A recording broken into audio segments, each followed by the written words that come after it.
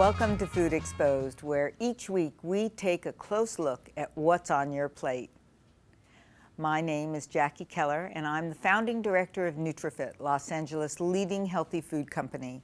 Today we're taking a closer look at the second deadliest disease plaguing our modern world, cancer. First, some good news on the cancer front. Death rates for all cancers combined and for the leading cancers among men are declining, and for women, those rates have stabilized. According to the National Cancer Institute, this is true across the 15 most common cancers for all races and all ethnicities combined. Still, it's estimated that 35% of all cancers are tied to our nutrition habits. We hear a lot about that these days and about how much of fat is good for you, what kind of fat is for you, what we should be worried about. Well, here's a quote that I want to share with you. Obesity-related cancer is now an official definition used by both the American Cancer Society and the National Cancer Institute. But this does not mean that other cancers are not related to obesity, only that there is currently not enough evidence because the cancer is either well-studied or rare, not well-studied or rare. So only lung cancer has so far not been linked to obesity, probably because of its strong association with smoking and air quality status. So as recently as April 9th, just a few days ago, a large published study of over 330,000 women living in 10 European countries were followed for over 11 years. And that study concluded that high saturated fat and high total fat intake were associated with a higher risk of breast cancer. So it all comes down to basics. What should we be eating to provide the best opportunity to lower our risk of cancer? Eating 7 or more portions of fruit and vegetables a day reduces your risk of death of cancer at any point in time by 25% compared to eating less than 1 portion, according to a new study that was published in London in March of this year. And eating 3 to 5 portions of fruit and vegetables daily decreased death risk by 19%. A new study published in the New England Journal of Medicine found that people who ate a daily serving of nuts were significantly less likely to die from any cause, better, as opposed to those who never ate any nuts at all. And the message is clear: eating healthfully, plenty of fruits and vegetables, all of which are rich in antioxidants, moderate amounts of saturated fat, not having too much meat or full-fat dairy, and having modest servings of healthy nuts and monounsaturated fats, that will give your body the best ammunition possible to fight cancer. Most of us know someone that has been touched by cancer. My own mom died from cancer, and it's driven a lot of my energy and purpose. And every time I think of purpose, I think of onpurposemagazine.com. It's an online publication that I write blog posts for and that I interact with. And my next guest is the founder of this wonderful publication. J.W. Najarian spent the first 35 years of his career as a computer engineer and a project manager before he changed to a career in commercial real estate. He started the Commercial Real Estate Professionals and Investors Group in 2006 and then began working actively in philanthropy for Humanities Unites Brilliance and Feed 333. A proud veteran, J.W. also built a LinkedIn group of over 40,000 U.S. veterans that use the resources of the group to connect and help each other. Since then, On Purpose Magazine has flourished, and it's dedicated to helping people find comfort and hope in today's complex world. J.W., welcome to Food Exposed. Well, thank you for having me here. Thank you so much for coming. Well, we've been talked so many times, and it's really great we finally get to meet I'm in person, delighted, and I'm just delighted to be on your show. Well, thank you. So, do you like to report on nutrition for On Purpose Magazine? Tell us about that. Well, as we talked about in the interview that I did with you, it's kind of been a hobby of mine over the years. I actually went to naturopathy school for a very short time because I thought it was my calling to be a naturopath. To be a naturopath Wow. and talk to people about nutrition and things like that. But I found it was more of a hobby. Okay. I got tired of it and got into other things, but I still really I'm still really interested in nutrition, and I do report on it quite a lot. And you were just talking about cancer. I'm a cancer patient right now. Wow. And so my new friend, I went from burgers. My new friend is kale. Oh, good, good. You've met kale. I've met kale. Yeah, kale is a wonderful, wonderful thing.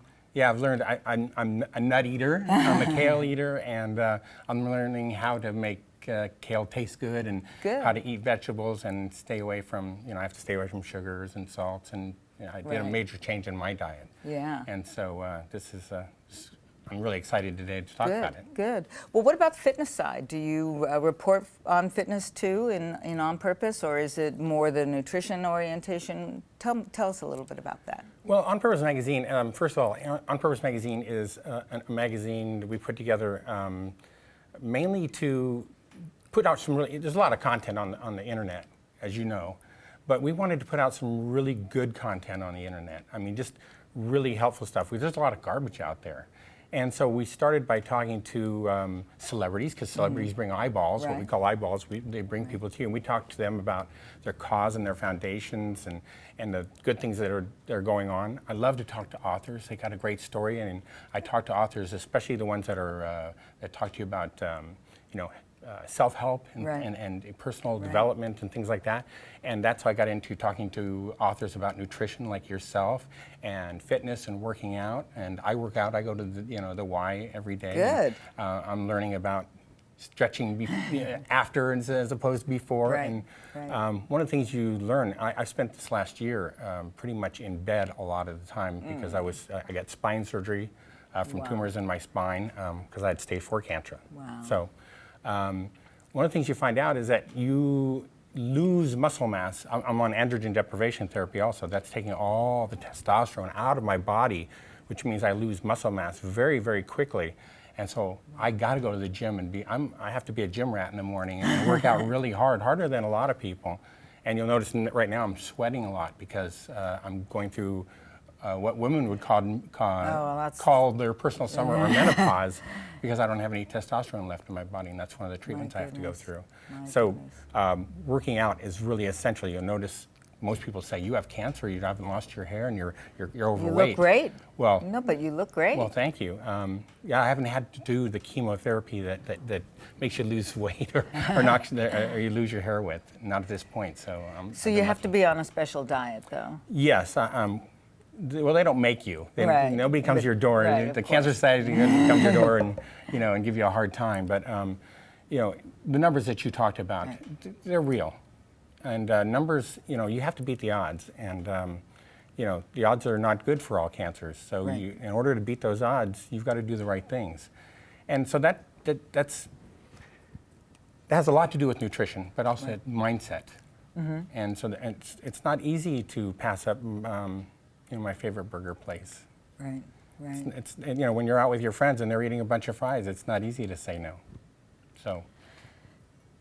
Well, when you think about the magazine, do you have a favorite type of article that you like to do? You have a favorite type of interview? Is it about causes and things that revolve around those issues, or what do you enjoy? Yeah, the most? we do highlight causes a lot of times, but I came up with the name On Purpose because I wanted to do articles with purpose on purpose, if that makes any sense. And that means that articles I do mean something and teach something. They're hopefully intriguing a little bit, a little educational. They make you think. They teach you something. That's why I love your articles. We have great recipes that you put in our magazine, and also great articles on all kinds of things for wellness and health. So those are the things we look for. And my personal favorites are authors because of the stories that they tell. And you have celebrities that do shout outs to the vets and to various things. That's my favorite thing. Every time I get a vet on, I try to get them to do a U.S. veteran shout out. And I've got one of my favorites is, of course, when I was a kid, I loved space and the whole Apollo thing. So I've got Buzz Aldrin to yell out to the vets for me. Well, so that's it's cool. been fun. Yeah. That's cool. And what about authors, up and coming authors? How do you help them out? Well, I kind of do it. The magazine actually makes no money. It's just out there. It's just there. So it was my outlet to put out good information, good content. I was doing a lot of stuff in commercial real estate where I was putting out content about the economy. I was talking to world economists and things about finances for the commercial real estate industry, which is a little boring. So I moved over to celebrities because it was more fun. Right. But, the question again was, I'm sorry? You know, how do you help up-and-coming authors? Oh, authors, yeah. Well, what I'm trying to do is move to a model where I can, because I talk to a lot of best-selling authors, right. and I talk to a lot, and one of the things I do at the last 10 minutes or 15 minutes of the interview, I talk to them about their journey that they've taken writing the book, why they decided to publish a certain way, who they published with, what is their writing cycle like, you know, all those kind of things. And this is interesting to authors. So we're trying to kind of move over now to a monetization phase where maybe we can help some authors out, up and coming authors who don't know how to get their books and how to promote their books, right. and nobody's calling them up to promote their books. And maybe if they've got an interview, it's with the Book Nook in Kenosha, Wisconsin. It's not on a site like mine that gets a lot of attention. Right, right. So we're working on something now to put something together, a program that will cost a little money, but we're going to try to make it fair, where we can help you promote your book. Oh, that's great. Yeah. So do you ever discuss religion or politics, or you get into controversy? No. No. We really stay away from those kind of things because they're non-academic subjects to us, and we don't want to actually really get. It's hard to talk about those. We are going to start something though called Talk Summit. That's coming up. Watch for TalkSummit.com coming up. It's going to be a blog talk radio show with me and a couple of my friends, and we're going to pretty much tear it up. Oh, that sounds great. We're going to let loose. All right. Yeah, so it's gonna be fun. Well, we'll watch for that. But in Right. the meantime, I thought that we might spend a couple minutes in the kitchen together, Yeah. cooking up some great antioxidant-rich, cancer protective foods. What do you think? I think that's a great idea. All right. Well, let's cook. All right.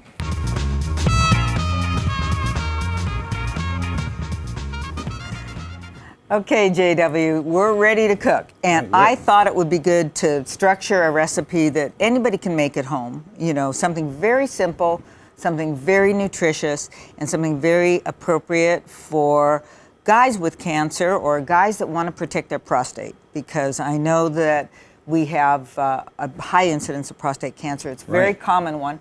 And we also know a little bit about how healthy it is for guys to have tomato products, particularly cooked tomato products, because The lycopene or tomatoes something? Yep, exactly. Tomatoes have a lot of lycopene, and when you cook the tomatoes, the little cells in the tomatoes burst and even more lycopene is released. So that's a very cancer protective element, and we want to get more of that in our diet. So here's a great simple vegetable casserole that is designed with guys in mind. All right, Wonderful. are you Perfect. ready? Yeah. So simply, we're going to take a warm skillet, and I'm going to spray it with just enough oil that we don't burn our vegetables.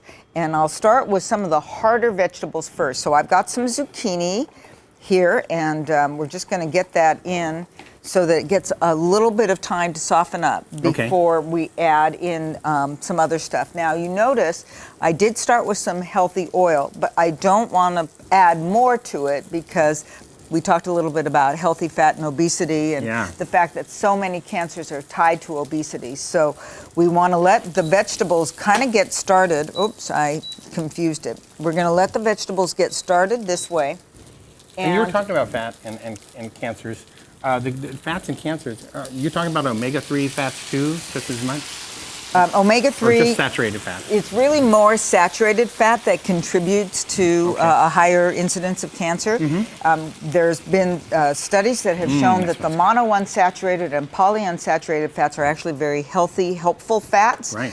But a lot of people don't know when you're eating out, particularly, what kind of fat is the restaurant using? Because a lot of restaurants use highly saturated fats. So you want to make sure that when you're cooking at home, you're cooking with either extra virgin olive oil, you're cooking with canola oil that you know is non-GMO, which is high in polyunsaturated fat.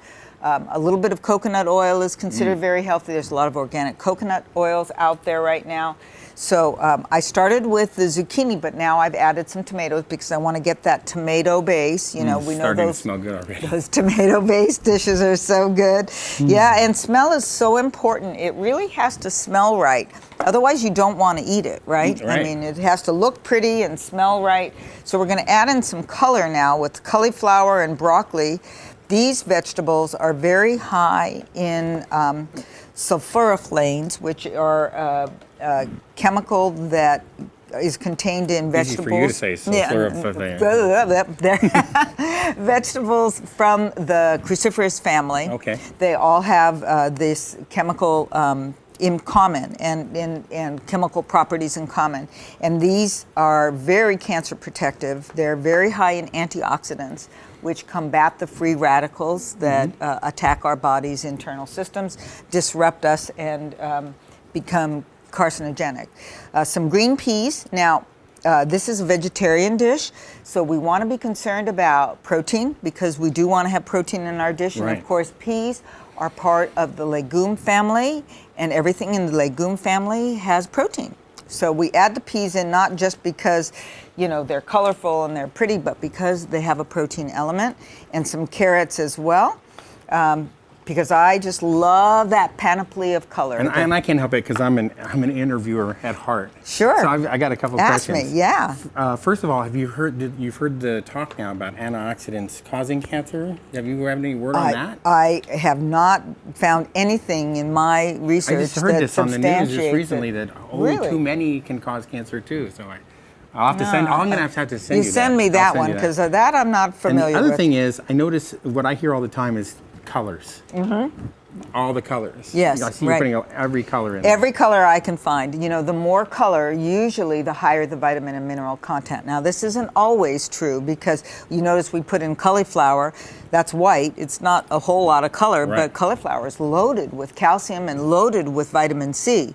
So poor little cauliflower gets kind of left out a lot because it doesn't have that deep, rich color.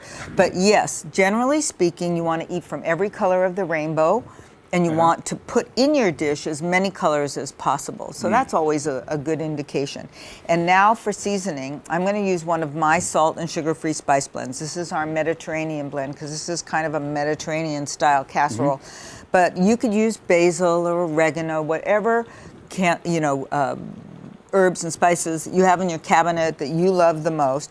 I love the Mediterranean seasonings, and so we're going to go ahead and get some of that in there to get some flavor going. And then I'm also going to add in, and this will surprise you maybe because it surprises some people, Smells good.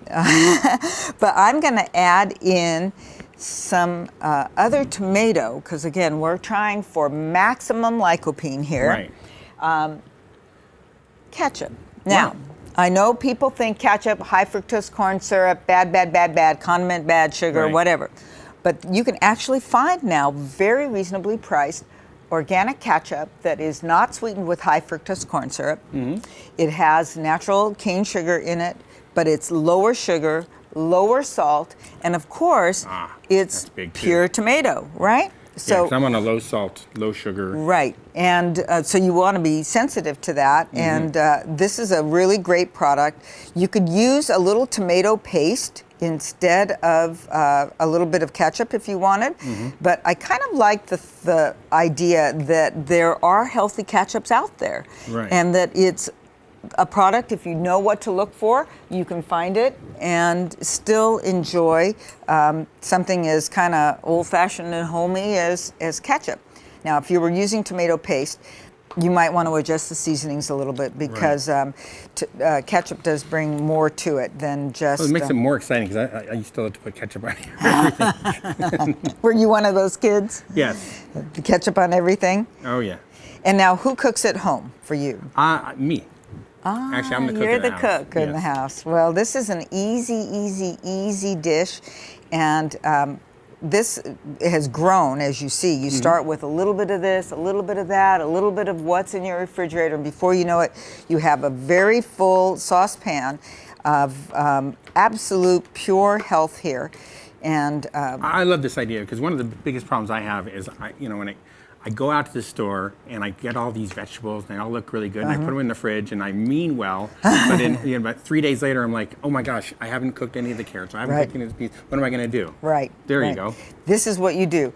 And if you get to the end of the week and you have all of these vegetables and you still haven't made your casserole or used them up in a salad, you make soup.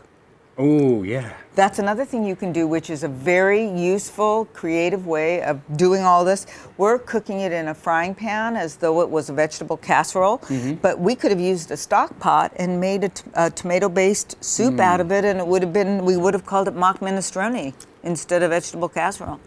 So there you go. It's that simple. That's good. I also brought just a little bit of brown rice because, again, we want this to be perceived of as a complete meal, so we want a complex carbohydrate with it other than just what's in our vegetables. So a little bit of cooked brown rice along with the peas. Now follow me on this.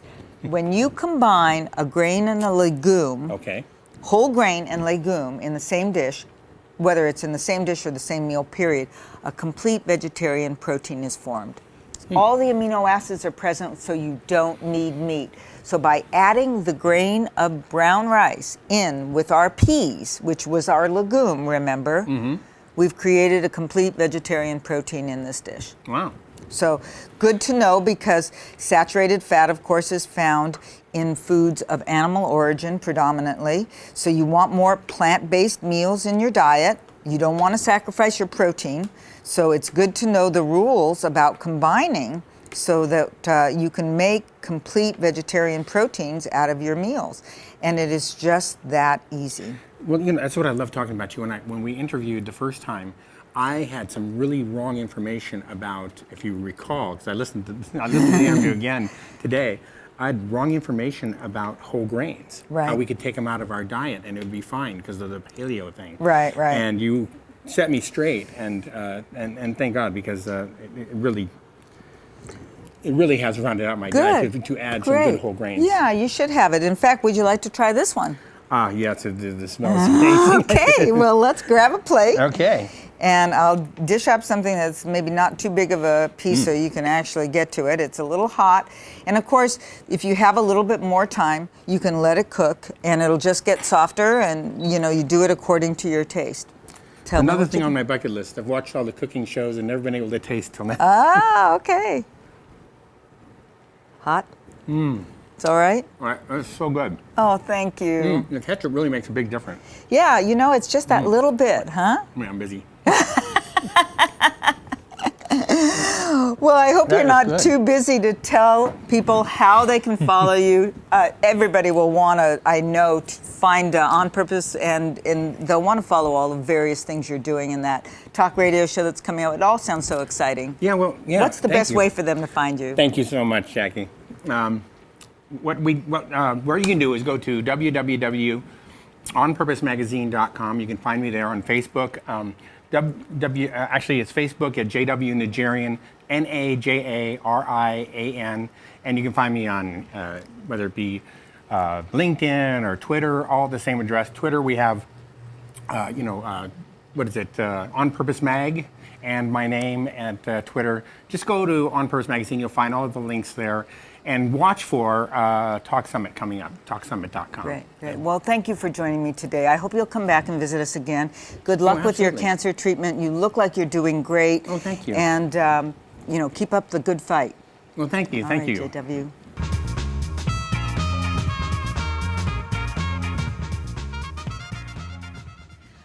What 5 goals do you believe will lead you to lasting happiness? In her book, Creating Your Best Life, Carolyn Adams Miller describes research-tested happiness boosters and techniques for building self-efficacy.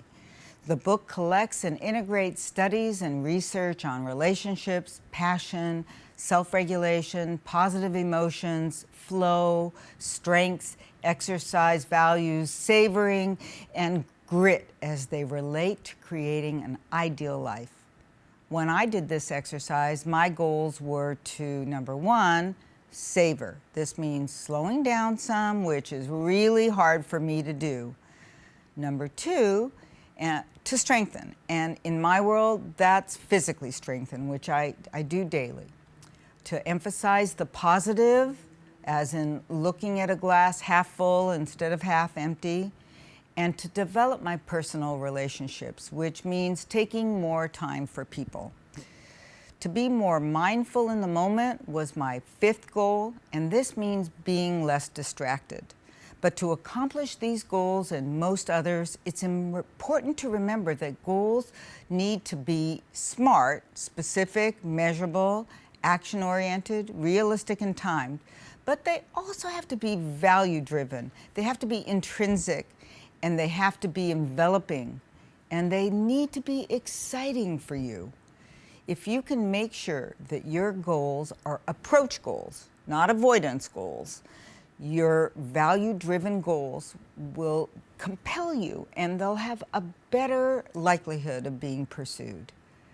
Goals that foster independence and empower will help you to create a life that's filled with vitality.